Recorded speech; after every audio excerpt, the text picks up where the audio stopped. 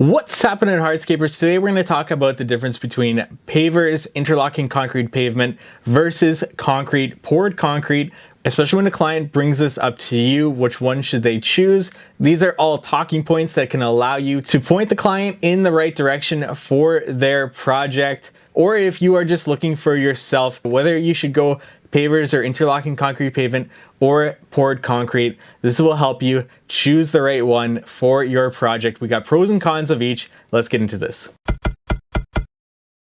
Now, first things first, I got nothing against poured concrete. It's just not what my company specializes in. There's definitely applications for poured concrete in different construction projects. It's just not where I point my clients to at all, based on what I'm going to be talking about in this video. If you disagree with anything that I say, please leave it in the comment section below. I'd love to know your opinion on this video or any on my talking points that I cover here, and I'll respond to anybody and everybody that leaves a comment below. Let's talk about the pros initially of poured concrete to get started with this. First off, poured concrete has that large format appeal, especially nowadays that more and more people are going to large format, what we see as a trend in the business.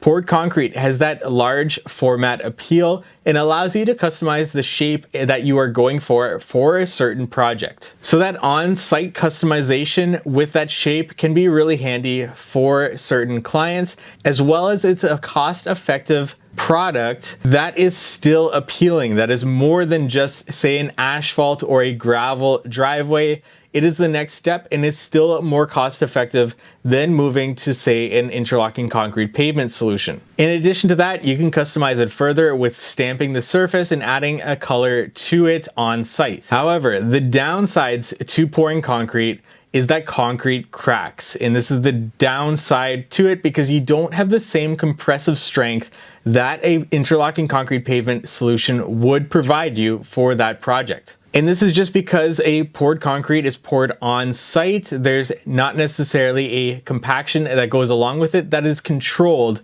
in an environment like interlocking concrete pavement is. There are some vibration tools and methods to be able to consolidate that concrete further, as well as the use of rebar to further strengthen that concrete, but still concrete's going to shift and crack. And even though this is typically controlled with those control joints that are sawn into the concrete, you still get problems with that shifting over time. And that means repairs or replacing concrete can get really expensive, because if you have a crack in one section and you want to just replace that one section, that might be off colored from the remainder of the section or look totally different depending on how long it's been there. And essentially replacing concrete gets really expensive with the amount of tools that are needed to be able to rip out that concrete and to be able to prepare a new project on top of it. Additionally, there's a limited selection with poured concrete. Now you can get really creative with the stamping that goes along with it and the coloring, but when being compared to pavers or interlocking concrete or slabs, there's just not the same amount of selection with that. And going along with this lack of selection is the lack of customization. Once again, you can get really creative with poured concrete and stamped concrete, but the lack of customization when compared to pavers or interlocking concrete pavement or slabs is still evident. And once again, as I said, the strength is just not the same as that of interlocking concrete pavement, just due to the variables that are there on site when you are pouring, which could have a factor on multiple different things with that concrete. When you're pouring concrete, you're pouring it in the elements, and that can be difficult to control when it comes to humidity and everything involved with that. But when interlocking concrete pavement is manufactured, it's done in a warehouse under controlled environments with the right humidity and the compaction involved with that. So those are some pros and cons of poured concrete. But when it comes to pavers or interlocking concrete pavement or slabs, the pros with this is the durability, the strength of it. As I previously mentioned, they can be up to 3 times stronger than that of poured concrete at 8,000 psi or pounds per square inch, because these are vibrated and compressed into molds under controlled circumstances in a warehouse to be able to provide a high quality pavement option. Along with the amount of selection that you have when it comes to color blends, shapes, sizes, textures, you can get really creative when it comes to interlocking concrete pavement solutions and let your imagination fly with that customization that comes with that wide variety of selections for it. You can also get into permeable options, and that is going to only get more and more relevant as the control of water becomes more and more important in our society. And finally, repairs are much easier when it comes to comparing it versus a poured concrete project. You can just lift up an area, re-level, and relay, no problem when it comes to interlocking concrete pavement. And that versatility, it can really save a lot of money in the long run when it comes to this pavement solution, even though you may be paying much more upfront for pavers, which is the first con that comes with pavers,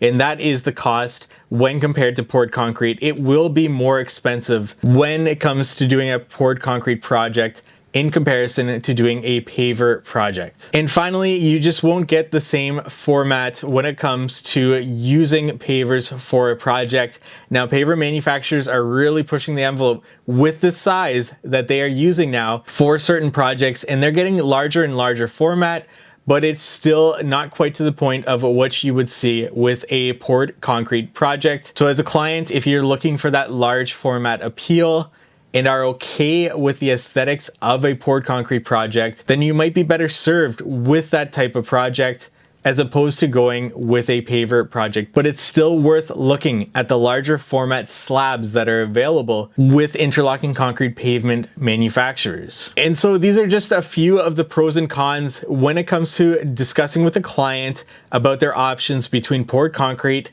and pavers. I am totally biased when it comes to that, and I'm okay with saying that because my company, this is all we offer our clients, is just the pavers. We do not do any poured concrete because we want to offer our clients what we think is the best in our business for them. By making this video, I'm not against poured concrete in any way, shape, or form. There's definitely its uses and definitely applications where it is useful. If you want to learn more about everything that I've talked about in this video, like I said, there's a link in the description below to an article about this that further discusses this, as well as our membership platform. You can check that out in the link in the description below to help you learn how to hardscape with interlocking concrete pavement, segmental retaining walls, features, and just running and operating your business with knowing your numbers better and everything that we've got going on over there. So check that out. If you disagreed, again, with anything that I said here, leave a comment below. I'd love to open up a conversation with you and discuss this further with you. So leave a comment below. Like this video if you found it at all helpful for whatever reason. That like really goes a long way for me and this channel, as well as subscribing if you want more hardscape content.